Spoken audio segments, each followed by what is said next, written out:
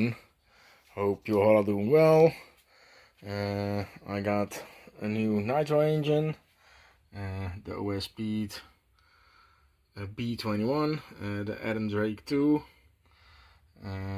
We're gonna get this baby open, check the internals. We're gonna take the timing numbers, and then we're gonna run it. I'm really curious how this runs. So it comes with two restrictors, a 6.5 and a 7.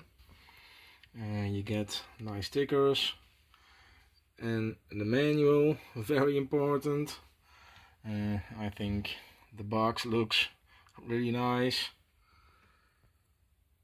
So really curious about this engine. So let's get this baby open. Alright guys, got it apart. Let's take a look. Cooling head. Looks really nice. Chrome accents on the side. Nice milling. Yeah, the first thing that standed out when I took the engine apart is there is a lot of oil everywhere. So yeah, that's really good. It's even here a lot. Yeah, this cooling head looks really nice. The crankcase. Even a lot of oil on the outside of the crankcase. Yeah, this looks really good, very nice machining. Edge here for the drive shaft. Got a rear ceramic bearing. A single sealed front bearing. But these blue ones from OS seem to be really good. They have a pretty large lip here to keep the dust out.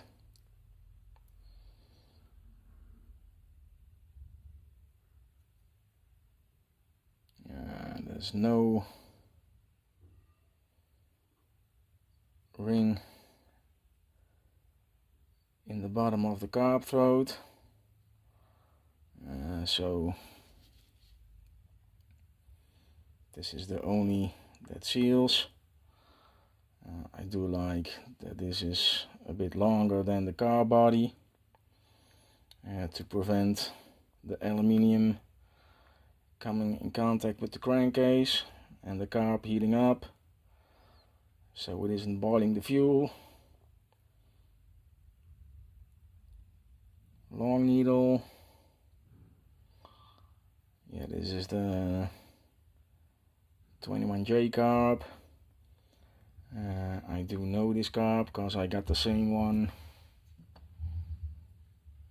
on my Ultimate M3X. Really like it. Yeah, like I said, it comes with a 6.5 and a 7 restrictor. The crank. It's got a stroke on there, version 2. 2 slugs. Pretty sharp angle on the cut here. Silicone filled. Yeah, the DLC coating looks really nice. It's nicer than on the Corsa tag.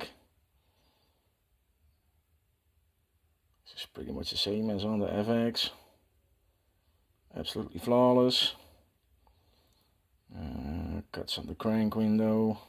I did take the timing numbers, so we're gonna go over that in a bit. Yeah, this could be a bit sharper, but maybe I'm just nitpicking here. Yeah, this looks really good, guys. And the button head. Pretty large dome to it. Comes with a seal. P3 gold plug. Also a lot of oil on here.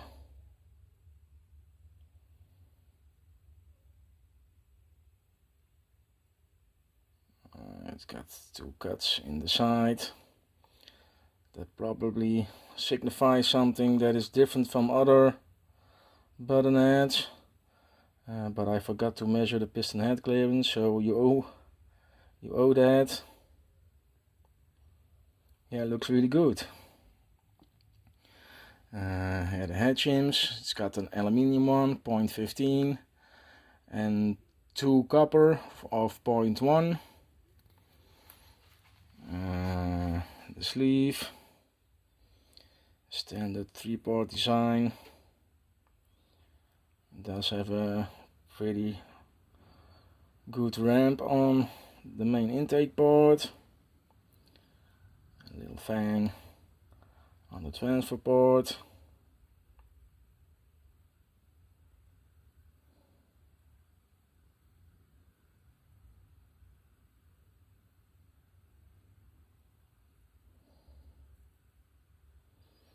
Yeah, this looks really good.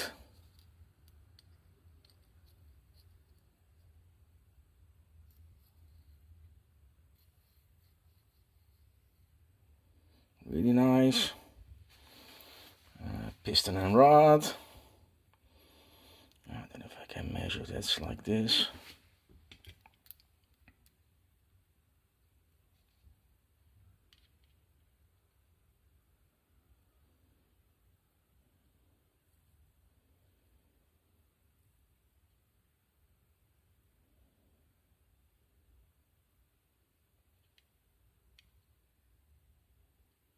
$29.5, I think. Hard to measure it like this. The oil hole, knife edged, not really sharp, but it's got a dimple in here, so that probably signifies the 29.5. The piston. Yeah, this has a bit different color than the skirt and the top. So it's a bit more like the FX engines. I don't know if this is other material. I don't know if you can see that on camera, but it's darker than most pistons. FX has this as well, so if it's just a finish, the grind finish or lapped finish, or it's in the alloy, maybe some more silicone in the piston, 2 oil grooves. Very nice machining. Yeah, this looks really good. Okay, what else? Yeah, the back plate, standard back plate. I cut for the skirt. Very nice machining. So it doesn't come with a truss plate like the 83. That's to reduce friction. You also got the red spinning back plate. It has a drastic reduce of friction, but yeah, there is not a lot of friction here. So in my opinion, that's just marketing.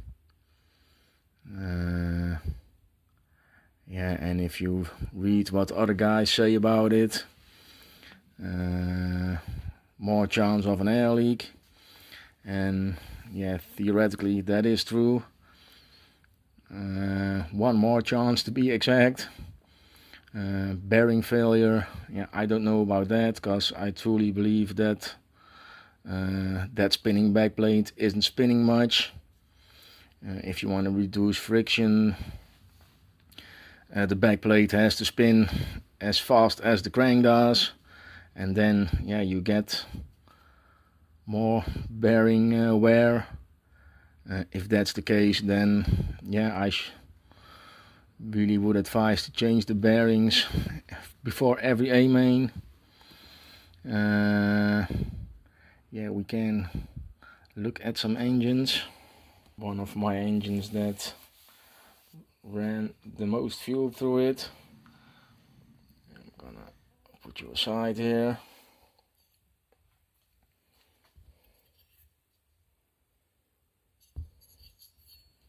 The 301 EC, and this engine has over 15 gallons. So this backplate must be torn up if I read what Reds is saying of that backplate. So let's check this out real quick. Because yeah, then the other Reds engines must be terrible with a lot of friction.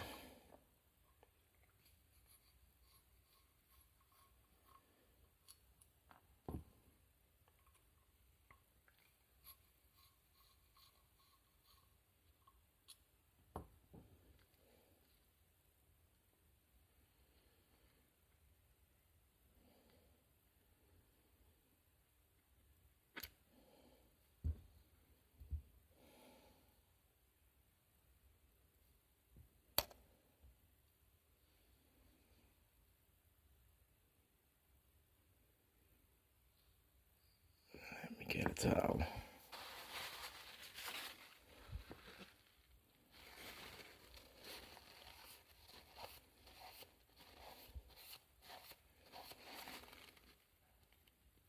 Yeah, I don't know if you can see it on camera, but there are minimal scratches here. Very minimal.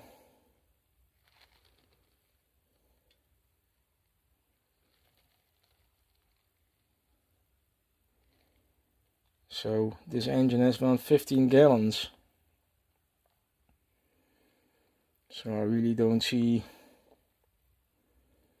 the use of a spinning backplate, other than it's great for sales. Oh, let's check the rod. Yeah, a bit, tiny bit of scratches. But yeah, if you look at this,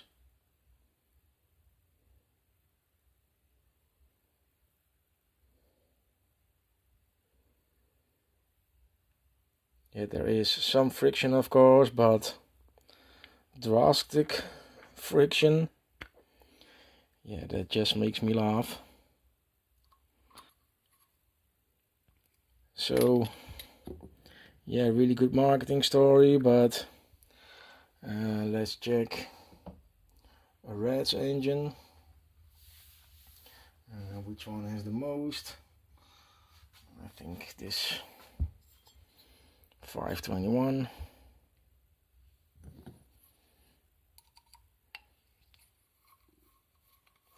Because if Reds has a drastic friction,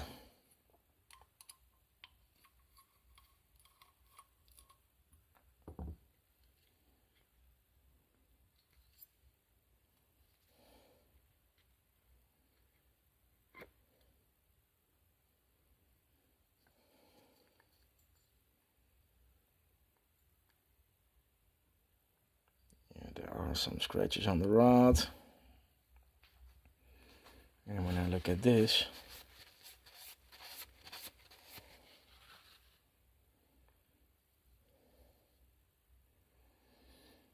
there are more scratches than on my FX engine, but the scratches are not in a round shape. It's more in an oval. So it's more here and here. This is actually pretty strange. And this does indicate that the rod is moving like this a bit. Otherwise this oval shape isn't possible. So definitely time to change the rod. This engine has about 3 gallons, 3.5 maybe, so it does have some corrosion, I see. So it's been sitting on the shelf for 2 years, I think. But look at this, guys. I'm sure a spinning back plate also is gonna get scratched up, and scratches are friction. Minimal, but I cannot see why if the back plate goes round, you have a drastic reduce in friction, to be honest. Yeah, here you can see it really good. It's more an oval. So yeah, again, if you want zero friction, a spinning back plate has to spin at the same speed as the crank. That's not happening. So bearing failure is minimal, I think, because I think this spinning back plate isn't spinning much. But yeah, you do need to replace the bearings out of safety, because when they do fail, you have a problem. So let me get this back together.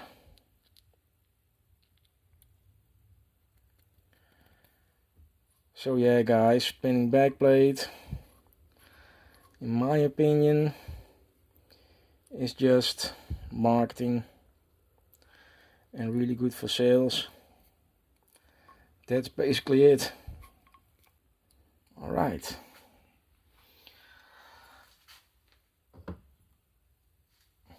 Let's shift you guys over back to the topic. Yeah, I really like what I'm seeing here. Yeah, I took the timing numbers. Now we go over them. Bore 16.4, stroke 16.55. And we saw that on the crank. So really curious how this runs, because I really like the square engine, like yeah, the 301 16.4 by 16.4, the 303, the 303L, even this Ultimate M3X is a square engine, 16.4 by 16.4, and I really like the feel of a square engine. I must say I like them better than a standard long stroke. So I'm really curious how this runs with a bit longer stroke than a square engine.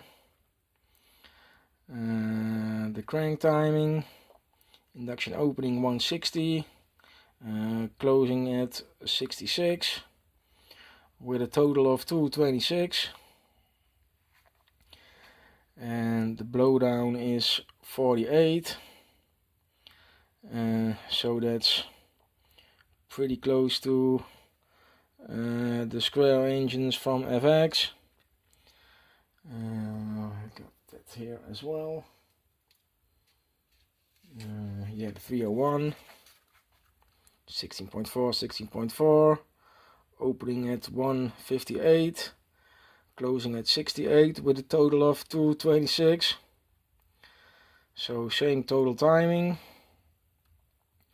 The OS is opening a bit sooner, 2 degrees. Yeah, the blowdown is a bit higher on the OS. Yeah, I'm really curious how this OS runs. yeah, with FX, when they evolved the 301 to the 303,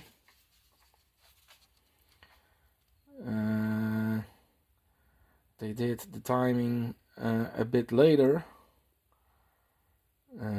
This one also has a total timing of 2:26,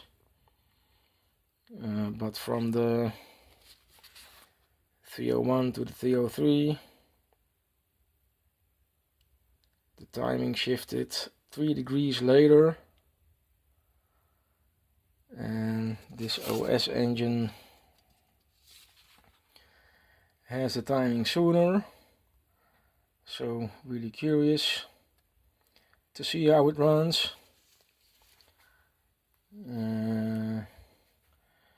So yeah, let's get this engine back together and do some idle tanks, and then take it to the track and see what's up. That's it for this vid, guys. Stay tuned for the running vid. Gonna try some different pipes as well, and I will see you guys in the next one.